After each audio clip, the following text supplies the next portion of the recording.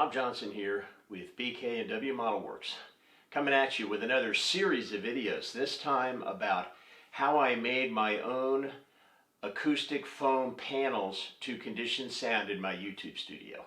This will be a three-part series.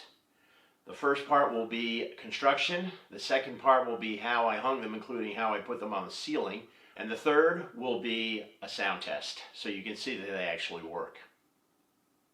I wanted to do this quickly and easily without any carpentry, even though I love carpentry. If you've seen my series on building my own spray booth, you know that I have some carpentry skills. Nonetheless, I really didn't want to make an elaborate project here. I just wanted to get this done, but I wanted it to look professional, and I wanted them to be light, lighter than they would be if they had a wooden frame, because I want to move them around the studio and put them closer to me when I need to condition sound when I'm making a recording. There's one, in fact, right down here, just off camera, helping to condition sound in the room right now, and I took it down off the wall in order to put it there.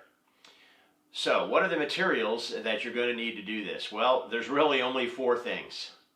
One is you're going to need some foam core board, or I used Ultraboard. I'll tell you about that in a minute.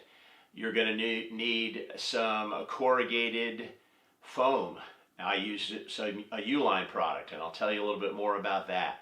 You're going to need some adhesive to stick it together, and you need a box cutter to cut things. Now, I say you just need a box cutter because I think you can do this project with half-inch board, half-inch Gatorboard or Ultraboard. I got inch thick, and so I needed to use a circular saw to cut it. But honestly, in hindsight, I think that's overkill. And if you get the half-inch, I think you could probably cut it with a box cutter. As we'll go over in part two about hanging the panels, to put them on the ceiling, you're also probably going to need a power drill with a couple of drill bits and some MOLLE fasteners in order to suspend them up there. But I consider those optional, and if your panels are light enough, you may be able to use Velcro to put them on the ceiling. I don't know. If you try it, let me know and tell me in the comments. So what is Ultraboard? Ultraboard is a foam core product similar to the foam core you might see at Michael's or Hobby Lobby. The foam core that you get at the arts and crafts store has a paper shell around the foam. Gatorboard has, I believe, a wood product, an impregnated wood product, that makes it more impervious to humidity and moisture. Ultraboard, in contrast, actually has a polystyrene shell. And so I thought it would be the most stable, the least susceptible to moisture and warping over time. And so that's why I chose Ultraboard. An important characteristic is get it with a black core. If you're going to have a gray foam like I have, a black core, there's no painting involved.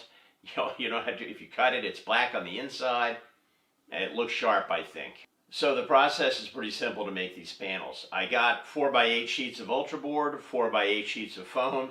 So I simply cut the Ultraboard into 2x4 panels, just cutting crosswise across the sheet using a circular saw.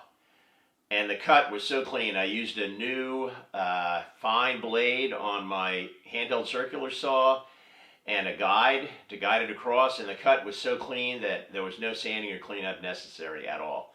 It just looked great. You then spray adhesive onto that board, clean off all the dust from the cut, and then on the board, and then you spray one side of the board with the adhesive. Try not to get any adhesive on the sides or the back of the board. I then laid the board down on top of a sheet of the foam material, and then I just used the edge of the board to cut the foam. Use the edge of the foam core board as a guide for your knife to cut the foam. And what you need to do is start in the center and cut to one edge, and then start in the center again and cut to the other edge, because the blade, even with a new blade, will kind of pull and bend that foam around, and so you get a better cut if you do it that way, starting from the center and going in both directions. You'll note also that I had cardboard on the floor to protect the floor of my garage and my blade, so that during the cutting operation. So I recommend that. Get a couple sheets of cardboard to protect the floor. And basically that's it. I made 7 of these. I have one left over that I'm going to use to make a diorama.